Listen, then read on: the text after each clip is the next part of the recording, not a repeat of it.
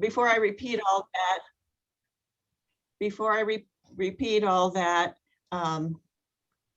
Elizabeth has put everybody on mute, and you'll stay on mute until we get to the Q and answer portion of the evening. And then you can raise your hand to ask a question, or you can put your questions into the chat box. So again, welcome to everyone. I'm Cheryl Roller. I'm the president of the League of Women Voters of Metro Columbus. And before I get to the introduction of our guest, I'd like to introduce Elizabeth Grieser, who is our operations manager and our moderator tonight. She's going to help with the questions. We expect lots of questions from the audience. Again, you can either raise your hand to ask questions or put them into the chat box. The other person I would like to introduce is Mary Austin Palmer, who is also a member of the board. She is childhood friends with Wil Haygood and has invited him to join us tonight, and she'll have some comments on him as well. And Mary Austin Palmer has done such a wonderful job for the League as a developer and implementer of programs to get high school students and youth involved in civic activities and registered to vote. So Mary does triple duty for the League, and we appreciate that. At this point, I'd like to introduce Wil Haygood, who grew up in Columbus and then went to Miami University, where he got his degree in urban planning, but decided that his role in life was really more about telling people stories. And he became a journalist and then an author. And he worked briefly for the Columbus Call-and-Post, but then he went on to work for the Boston Globe and then the Washington Post, where he was a Pulitzer Prize finalist. And he has written several critically acclaimed books, including The Butler, A Witness to History, and that's the book on which the movie is based. He wrote the bio of Thurgood Marshall, the Supreme Court nomination that changed history. He's also done critically acclaimed biographies of Adam Clayton Powell Jr., Sammy Davis Jr., and Sugar Ray Robinson. And of course, he did a family memoir on the Haygoods of Columbus. He has won many awards and prizes for his work as a journalist and as an author. But the reason why we're talking to him tonight is he was asked to be the guest editor of the May issue of Columbus Monthly. And he put together this wonderful edition on the racial divide in Columbus. And our assignment for tonight was to read one of the articles in here. And I'm going to turn it over to Wil, and he's going to talk a little bit about the impetus for the whole issue and his work as the guest editor of that edition and the article that he wrote for it. And after Wil's comments, then Mary will start us off by talking a little bit more about how long and how well she knows Wil, and she'll get the honor of asking the first question. So Wil, we're so pleased to have you tonight. Well, it's nice to be here, and I'm a great admirer of the work that you all do. It's so important, ever more critically important at this moment in the history of this nation. And it's interesting, you know, and when I was at the Boston Globe, they had one job on the staff that was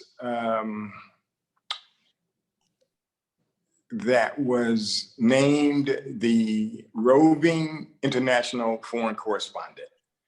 And I was named to that job in around 90.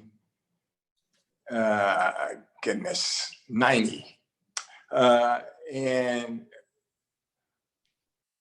one of the dictates of that job is that you had to go wherever in the world there was something going on, like a war, you know, and I covered a lot of skirmishes in mountains. You know, I went to India and I went to Zimbabwe during the AIDS crisis. But one of the most fascinating stories of my career was being in South Africa during apartheid, and I was able to witness Nelson Mandela walk out of prison. And one of the genius things that Nelson Mandela did when he walked out of prison is he devised the Truth and Reconciliation Commission. And that was so that Blacks who had been brutalized, you know, were able to sit down and talk about what happened to them, how they were separated, their families, you know, families unfairly jailed or lynched or murdered. And it went a long way to starting the healing process of the horrendous history of that country. And so a lot of my reporting too in this country has been down south. And I was a national correspondent, and I had a responsibility to cover all of the southern states. And one of the things that this country has never done, since race is on our minds night and day now, one of the things that this country has never done, we've never had a Truth and Reconciliation Commission. We've never talked about Emmett Till, Rosa Parks, Martin Luther King Jr., why we have Southern monuments all throughout the South, and those Southern military men, they were terrorists because they tried to upend this nation. And I think you can make that statement and still be nonpartisan. It's just a fact. And so, you know, it was wonderful to work in newspapers. But then when I started to write books, I had an opportunity to expand my canvas. And I mean, not all of my books involve race, but they do involve in the intersection of this country when it comes to history and politics and sports. I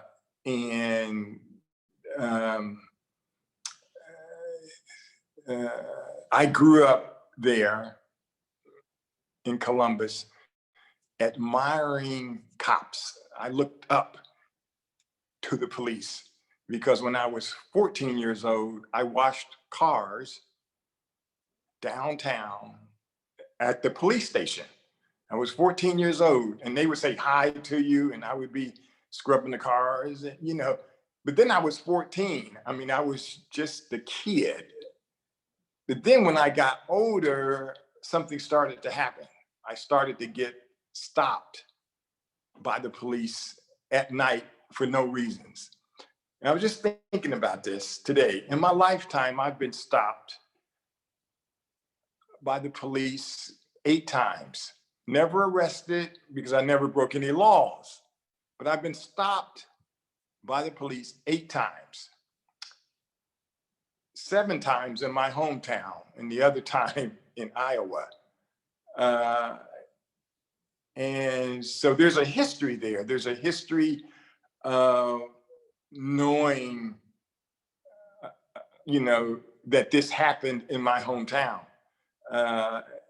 And so I think that was the reason that the editors of the Columbus Monthly asked me to think about if I had an entire issue and I could figure out the stories and the writers, how would I shape that issue?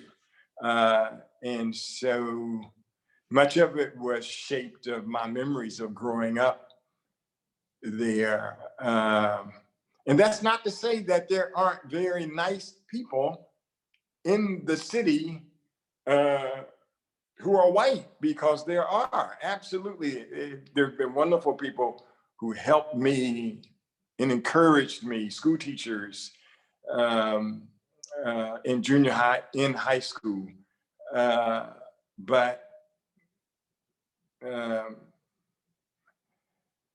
no Black man in this country who has been stopped by law enforcement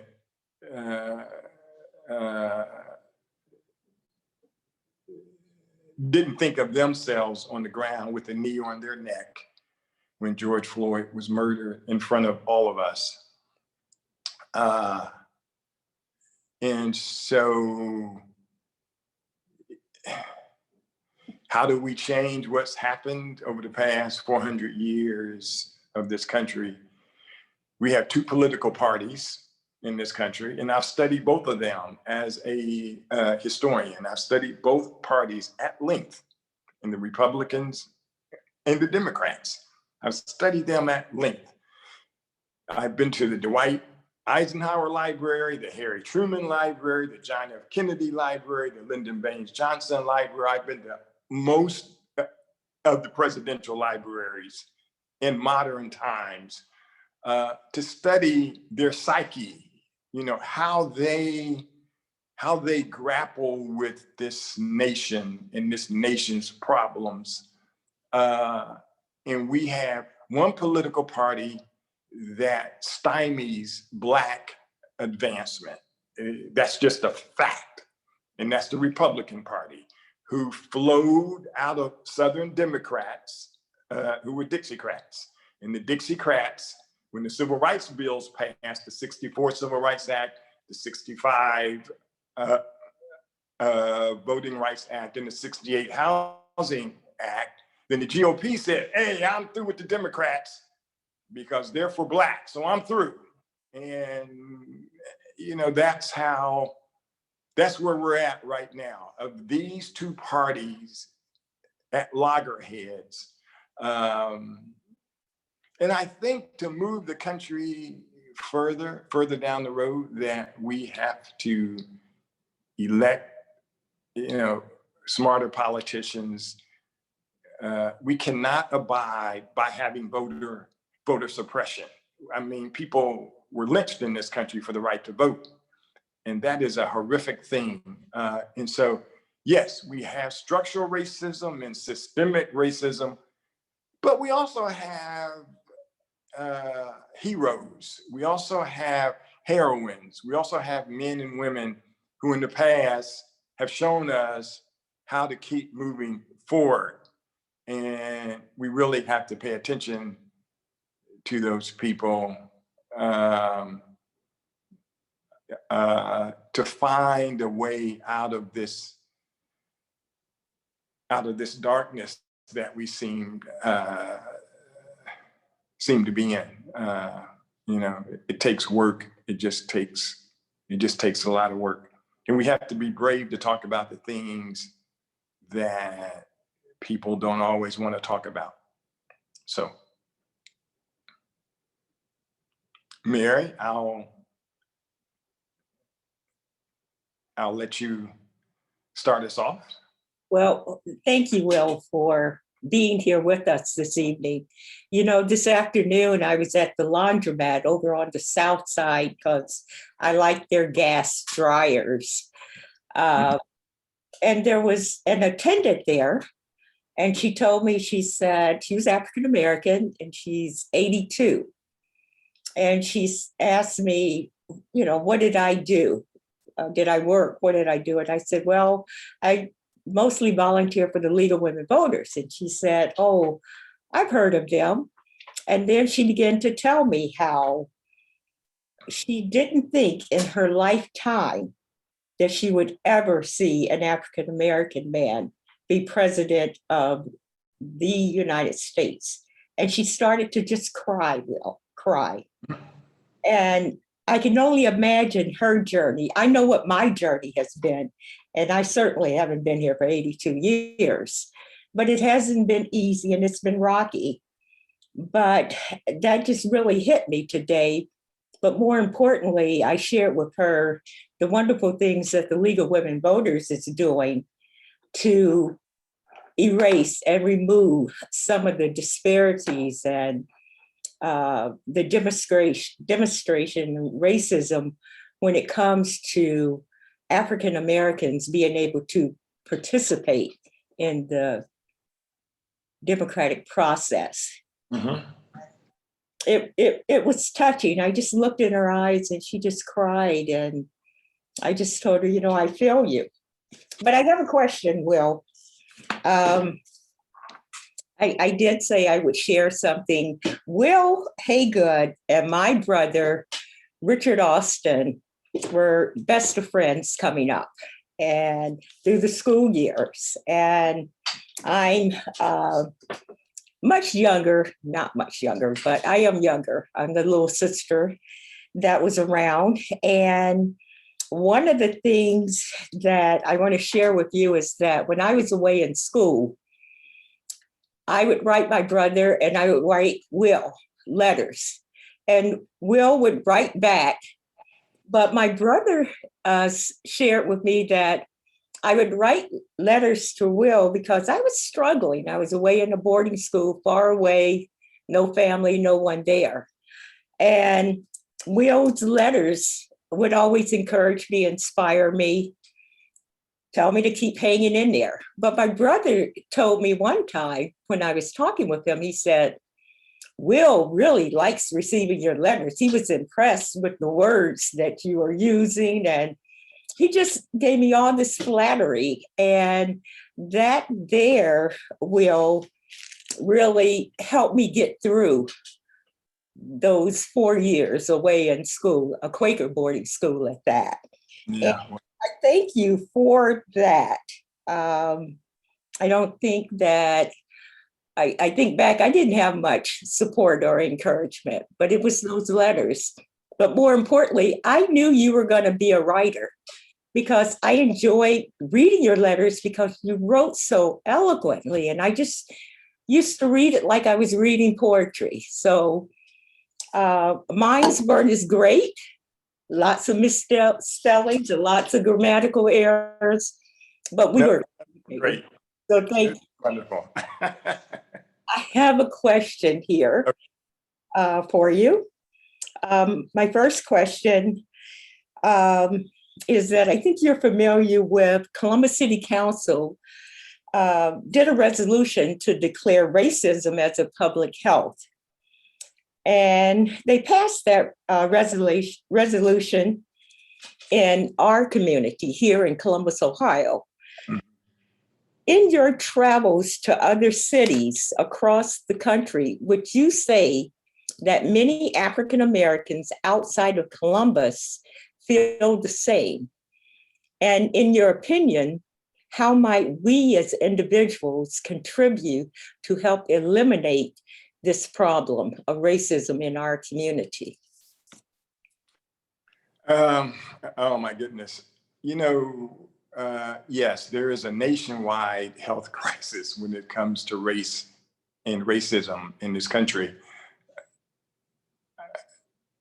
Otherwise, we would not have had the January 6th assault on the US Capitol, which happened just, 5 or 6 miles from me. But for a group of people to assault the citadel of our democracy, 98% of those people were white. And so for them to, and what they were trying to do was have 6 or 7 million Black votes in swing states outlawed, and they wanted those votes to vanish. So that's a mental health issue right there for people who thought that that was okay to do. And so, yes, we have to understand how racism affects our hospitals, our colleges, our universities, our Fortune 500 companies, our media, Hollywood, all of these groups, media, Hollywood,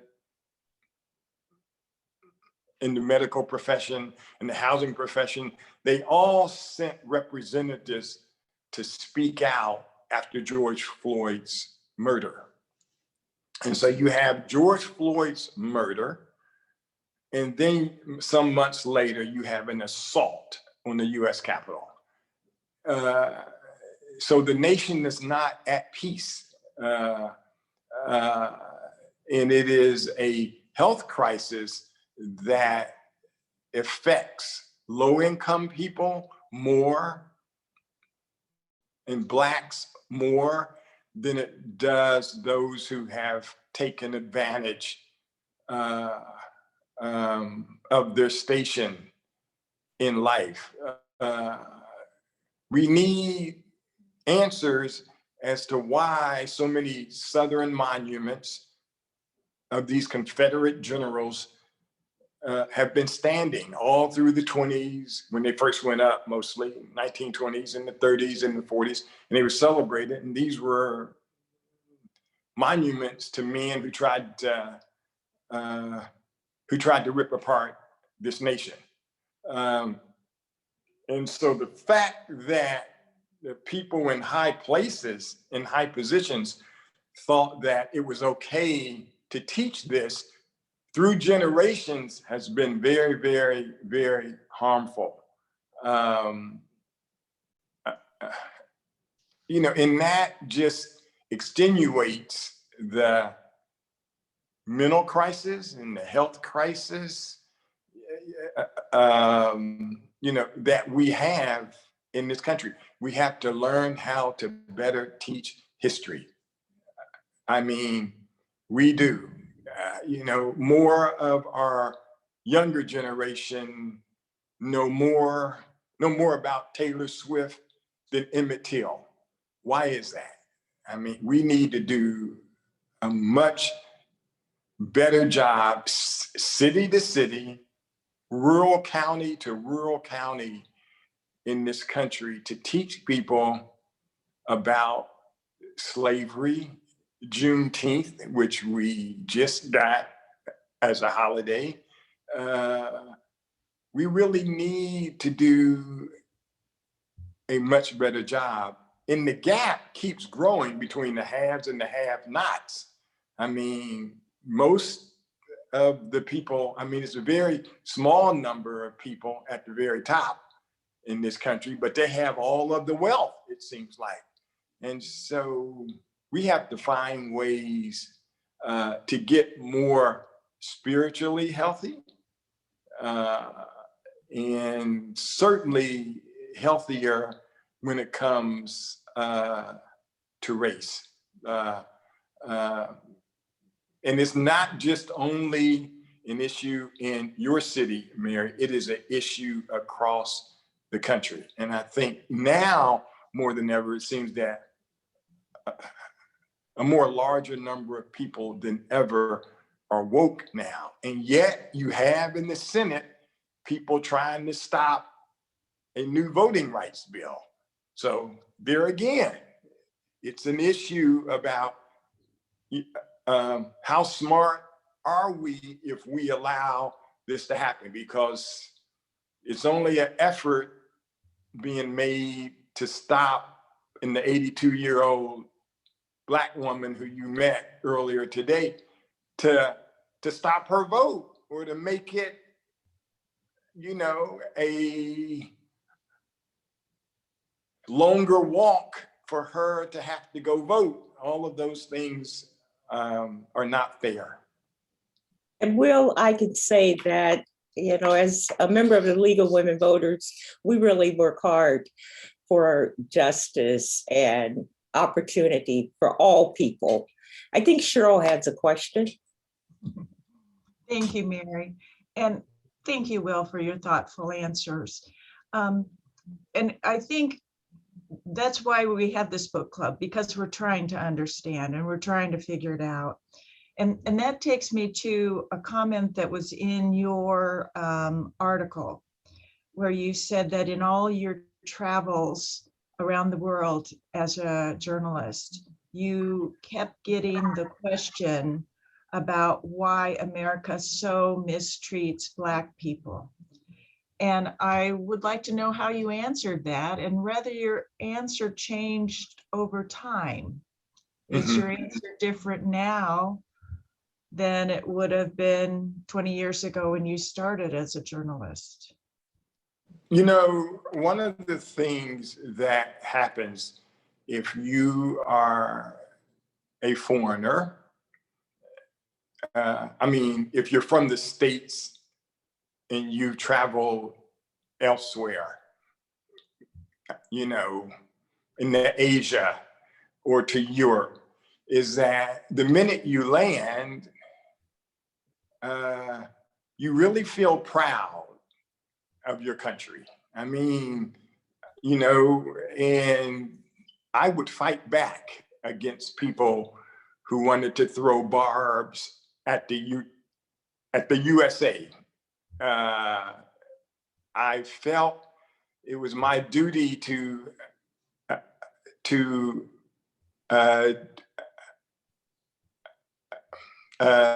defend my country, even though I knew of its many flaws. There have also been some great stories too, human stories here in this country. But the things that kept happening inside of the country were simply becoming harder and harder to explain away. Los Angeles and the Rodney King beating. I was in Los Angeles and I covered that story. And a lot of my friends overseas, they would call me and they would want to know, Will, what's going on in America? And so it, you know, it was just harder and harder to explain why we keep having these awful moments in this country. Racial moments too. I mean, they really are. And so, yes, my mindset has changed in as much as I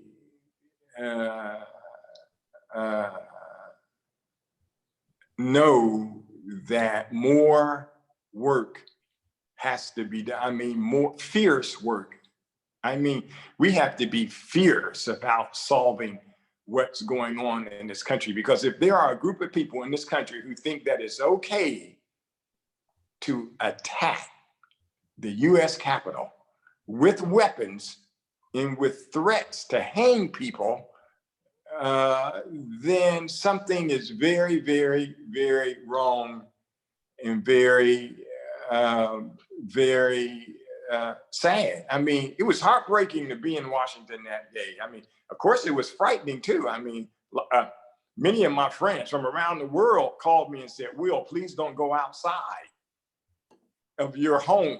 Friends of mine overseas in Europe called me and told me to stay inside for my safety. And that, I mean, I felt like crying. I mean,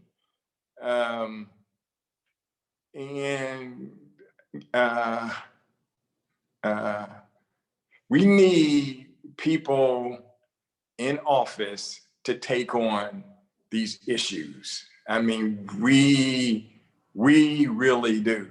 I sometimes think if it wasn't for Martin Luther King Jr. and the fact that he gave up his life for the 1964 Civil Rights Act and the 1965 Voting Rights Act and the 1968 Housing Act, I mean, it scares me to think where this country might be. if it wasn't for him. I mean, he is the largest moral leader to walk this land since Lincoln. And so I just think that there's just a lot more work to do. And I'm a little, how can I put it? Nonpartisan. Okay. The nonpartisan groups, in my mind, have to be more vocal about the people who are on the wrong side of history, because those people who are on the wrong side of history are the same people who ran up the steps of the US Capitol on January 6, 2021, and thought that they could bring down our government. And I mean, you know, it was one political party who they were fighting for, and that was top to bottom wrong. That was 100% wrong. You know, it's interesting. I think that writers are starting to take it on in books, and filmmakers are starting to take it on in films. I mean, either you're right or you're wrong. I mean, you know, really, it's simple. You know, either you are on the side of light or you're not. Martin Luther King Jr. said, there was this movie, The Butler, of course, that I had something to do with, but at the beginning of the movie, there's this line from Martin Luther King Jr. at the top of the movie, and it just said, only light can drive out darkness. And there's just too much darkness in the country right now, too much. And too many people unwilling to speak out. I mean, we have media, Fox News, I'll go ahead and say it, Fox News and other crazy shows that are on the wrong side of history. And one can try to be fair, yes. What does fairness mean? Fairness is having all of the voting booths open when the courts say they should be open, to give people equal time to vote, and not trying to close up a school early to stop somebody from voting. My grandfather was born in Selma, Alabama, that citadel of civil rights history. And I remember as a young kid, he would take me with him to go vote. I was a young kid, so I couldn't vote, but he wanted me to see him vote. That was important.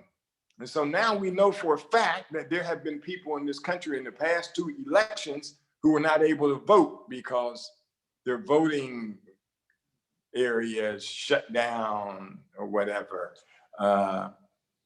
And so we just need more people to call it like it is. We really do. We really do. Well, Sarah Phillips, who is on this call, she had a question that she put in the chat. What do you see as the top reforms necessary for racial equity, either locally or nationally? So, yeah, you know, I would like junior high and high school teachers to start teaching more about race. I mean, it's so fascinating that you have a group of people now who are starting to talk about critical race theory, and they don't want to teach slavery, and they don't want to teach the 30s, and they don't want to teach segregation, legal segregation. But it's important to teach that so that we can learn from it. I really think that we have to do a much better job in junior high and high schools.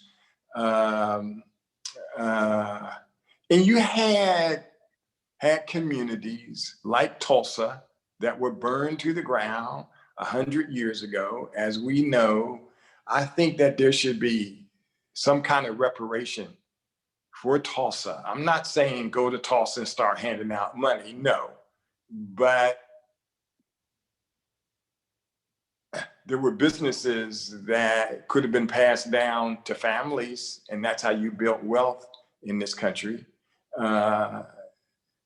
And, you know, it just wasn't Tulsa. In the summer of 1919, which is a period that I've studied and written about in books, there were many Black towns that were burned and businesses looted and lost and men and women lynched. I think that we have to look back at history so that history can help us move forward. I mean, And Will, I think that would help with the healing. There's a lot of healing that needs to take place, especially in the African American community. mhm. Unless you have walked in my skin or an African American's shoes, you just can't imagine. But I would just ask everyone to be cognitive that it's a lot of healing, a lot of hurt. Cheryl, did you have another question? Yes, and I like this discussion about what we can do about it. And you know, in many ways, Will, you're preaching to the choir, because we obviously care a lot about voting rights. And the League is always nonpartisan, and I should have made that statement at the beginning, that we are always nonpartisan. And that gives us the opportunity to speak to both sides and to try and mediate solutions and at least have a good discussion and get the issues out. And I wanted to go back to one of your earlier comments about we need a Truth and Reconciliation Council in the United States like they had in South Africa. And would you comment on a little bit more on how that would work? Is that something that needs to be done at the local level all across the big cities in the United States? Or is that something that's better done on a national level with national answers, or at least national and uniformity in some of the solutions applied? Yes, okay. And that is a super question, because in I think it was 1993, Bill Clinton, he was in office in 93, right? Bill Clinton sort of established, you know, a smaller version of the Truth and Reconciliation Commission. He picked like 8 to 10 cities in America, and he told the mayors of those cities that he wanted them to organize meetings between Blacks and whites.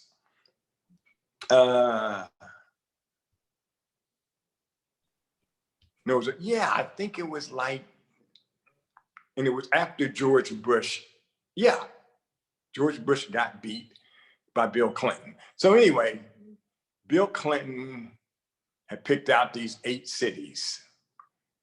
Louisville was one of the cities. I was sent to Louisville to sit in on their meeting, which took place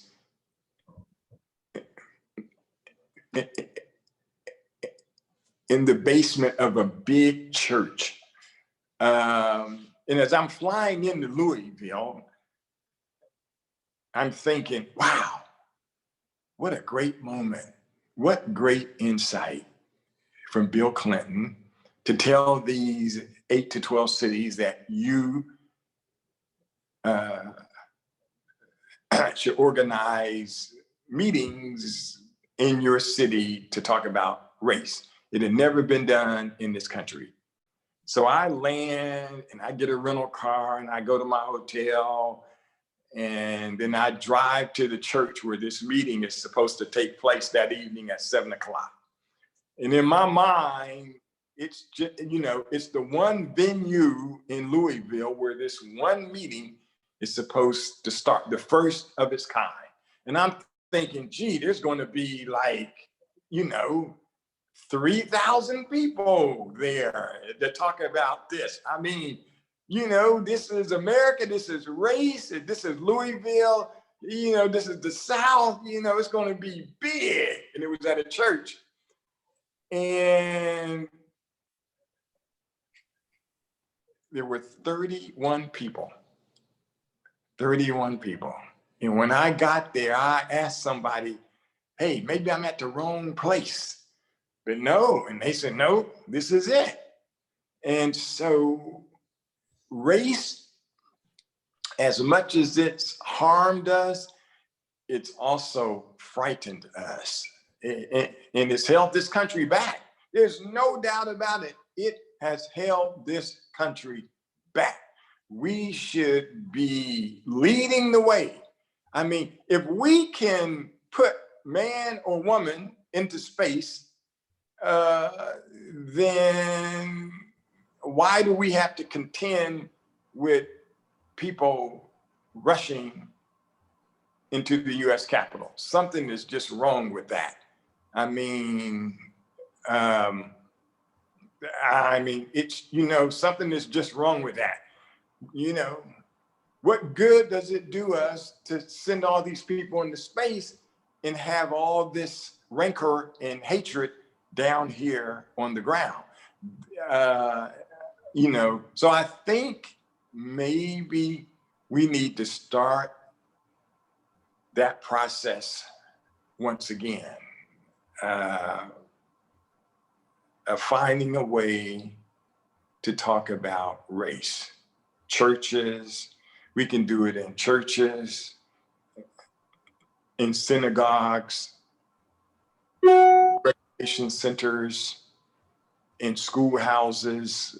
I mean, we have to find a way to do it. I've been impressed with the pro sports figures of the past year or two who have spoken out, white and black sports figures, Asian sports figures, Hispanic, women, men, from all walks of life, all backgrounds, have wanted to talk about race.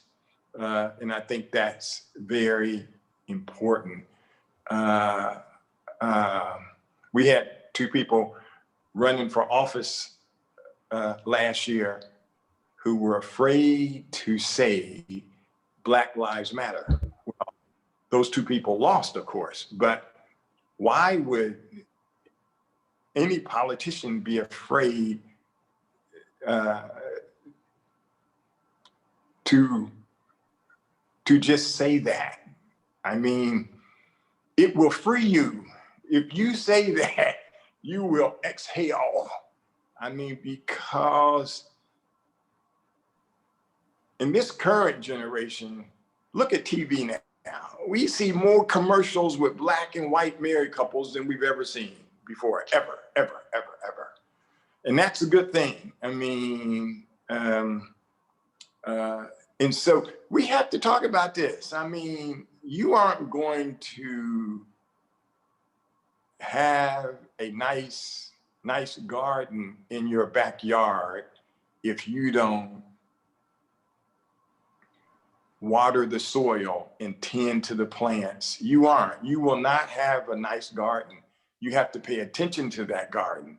You have to want that garden to grow, and you have to help it grow. And when you put good seeds into that garden, then it can grow. Okay, so that's my answer there. We have a somewhat related question from Carla Hicks. She's one of our board members. And she asks, do you feel that we can really depend on our legislators to move meaningful change forward? Or do we need to have more coordinated grassroots movements for a requirement for change? And she's thinking about education and housing as an example. Well, yes, I think that the second half of her question is right on target. I mean, it's important. It's important down at the grassroots. It really is. I mean, that's where so many movements in this country have started. I mean, you look at the civil rights movement. I mean, it started, at street level, at farm level, down on the ground. And I think that is an important, as a historian and a writer, I watch this country just as I've watched foreign countries when I'm there. And I have to now say, I mean, I hope with all my heart that we're able to move forward in this country, but I don't know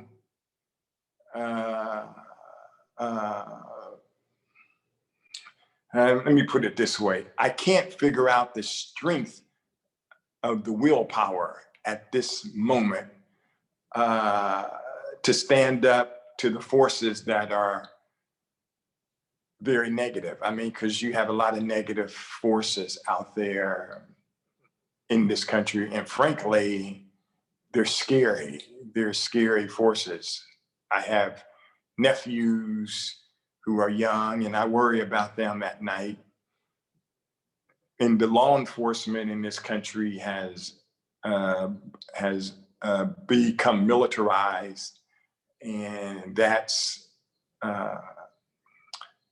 awful. I mean, it's just awful. And I think we have to ask police officers to go live in the inner cities, to go live around the people who they have to take care of, because they need to get to know these family members. And it'd be nice if family members had a chance to get to know them. Yes, so I think a lot can be done at the ground level. I think it's very important. We had another question that's a little different. It's more about your writing. Mm-hmm. Who was your favorite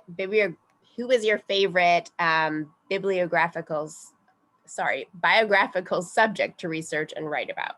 So who is your favorite biography that you've done? Oh my goodness. Well, there's Thurgood Marshall, who's a judge, Sugar Ray Robinson, who was a prize fighter. Then there's Sammy Davis Jr., who was an entertainer. Then there's another biography, Adam Clayton Powell, who was a politician. Of those four, goodness gracious, I would have to probably say Sammy Davis Jr.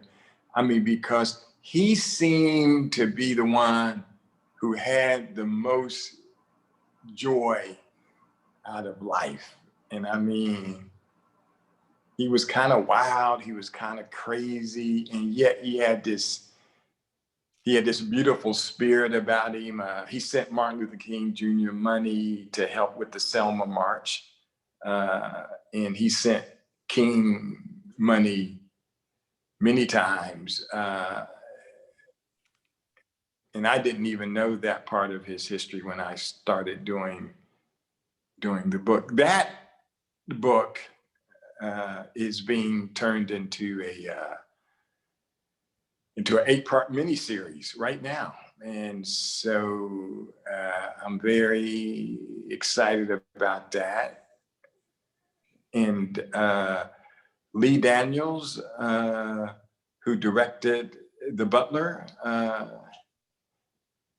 he's doing it. He's making the Sammy Davis Jr. miniseries, and that's based off my book about Sammy. And it was interesting. I think the reason I wanted to write that book about Sammy Davis Jr., when I was growing up, in Columbus. Goodness, in the 60s. There were not very many blacks on TV, and especially Westerns. There were hardly no black cowboys. But there was one black cowboy, and my mother would call me into the house every time he was on TV, and it was Sammy Davis Jr. He was on The Rifleman. It's an old Western TV series, and he was on The Wild Wild West, and he was a quick draw guy. You know, he would, you know, draw real fast, like, ooh, you know, he would draw his guns out, you know. And I grew up saying to myself, gee, maybe I'll become a cowboy like Sammy Davis Jr. And yeah, you know, so it was extraordinarily fun because I moved out to Los Angeles to work on that book. And I was just able to meet all these people who loved him. And so, yes, of all my books, I think that one gave me the most joy. I mean, I don't know if it's the most important book that I've ever written, but I think it's the one that gave me the most joy. Here's a quick story, quick Sammy Davis Jr. story. So there's this comic and this guy named Jack Carter. Jack Carter lives in LA. And so I had arranged to go interview him about appearing in some TV shows with Sammy Davis Jr. And it was the day after Thanksgiving that year when I was in LA, and I went over to his house, and him and his wife were sitting there, and I was talking to them, and they asked me what I had done for Thanksgiving. And I said, well, I'm out here, I don't know anybody, and I just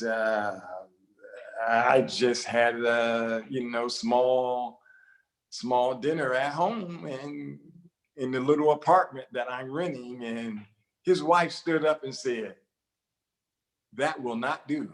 We're going to have a Thanksgiving dinner for you tomorrow.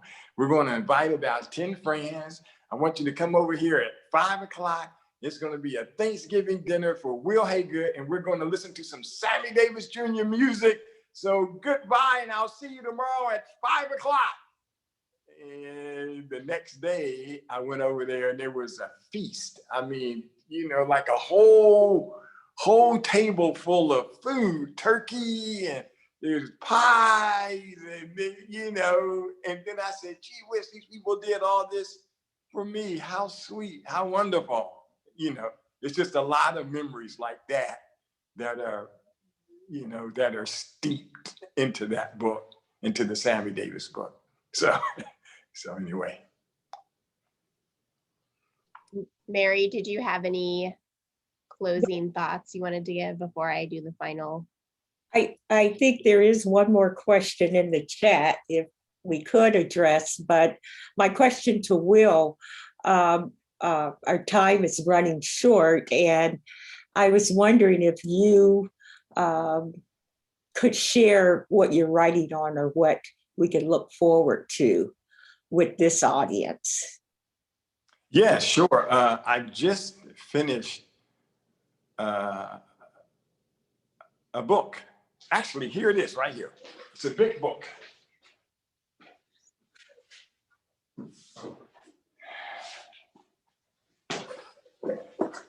This is the advanced reading galley that we call in the book business. And it's called Colorization, 100 Years of Black Films in a White World. And it'll be out this fall in October. And I'll be in town. Actually, there's going to be a film festival anchored around the book, and I'm going to be giving a talk at the main library on October 24th. That's Sunday. And so you all feel free to come out and say hi to me. I'll be in town that whole week. Great. So that's my next book. Elizabeth, I think we should get Kitty's question in if we can. Okay, last question. This is from Kitty Berkey. I believe in the power of local dialogue about race, but I'm skeptical that the folks who don't think structural and systemic racism exist would participate in such conversations. How do we get them to the table? Yes, I mean, you know, that is a hard question that's probably been asked since the end of the Civil War. I think that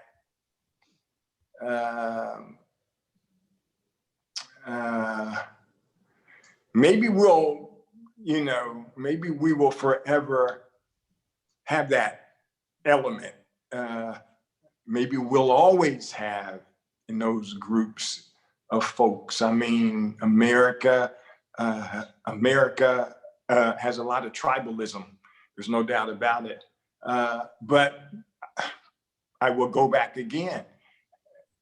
I think that their son or their daughter or their nephew or their niece who is in school, I think that it's going to be them who will help their mother or father or uncle or aunt sort of have a softening of their views. What we do know is that we can't keep at it like this.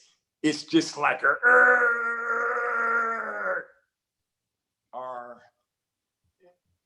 we are not running smooth. And the engine of this nation is not running smooth. And we cannot allow people to hide behind the flag, because they took the flag on flagpoles into the Capitol and they were beating people. So we can't have that. We have to try to iron and smooth as much of this out as we can. We are forever stained now by that assault on the US Capitol, and people are going to prison.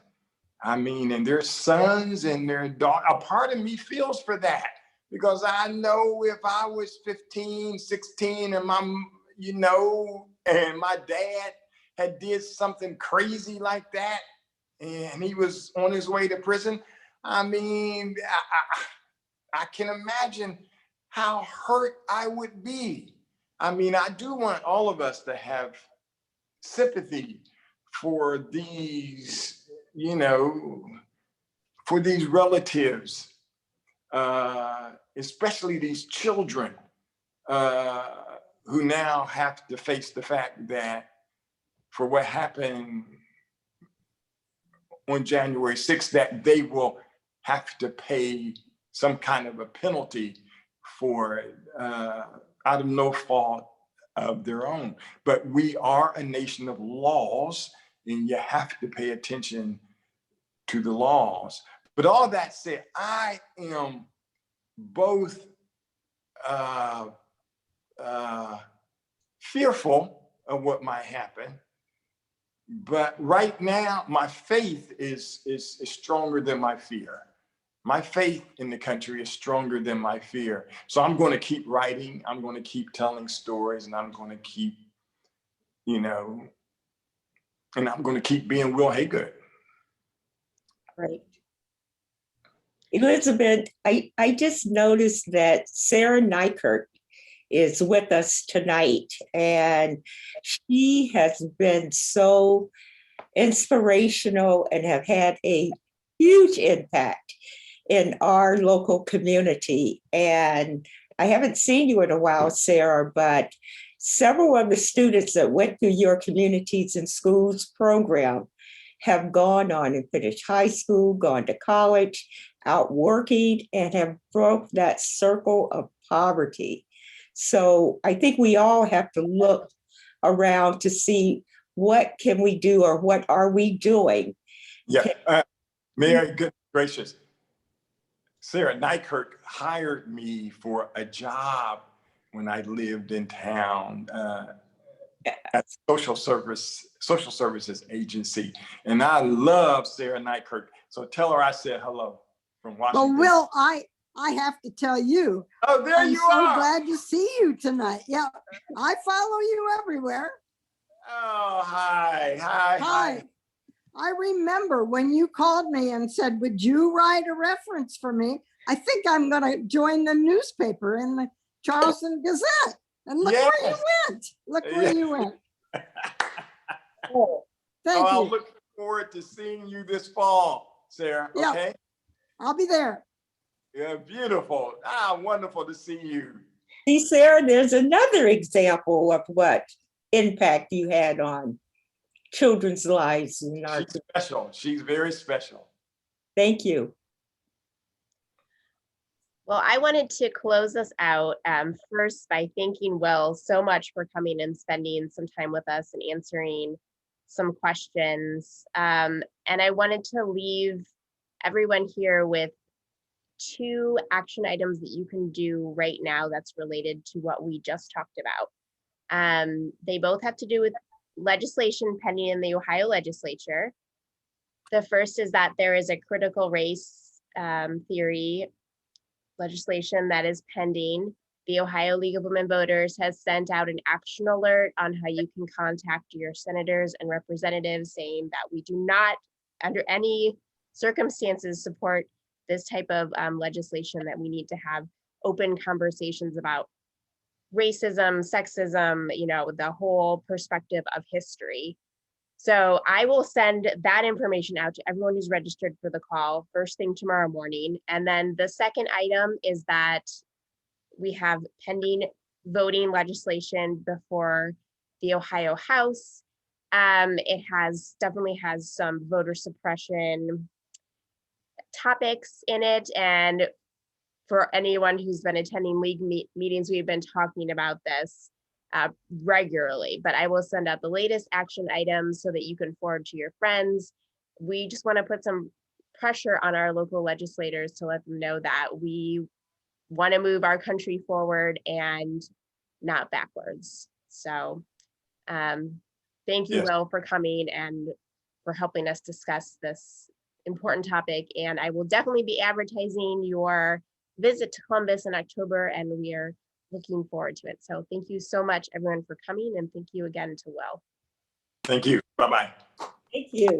Yeah, see you. Have a Thank good night, everyone. Good night. Thank you, everyone. Thank you.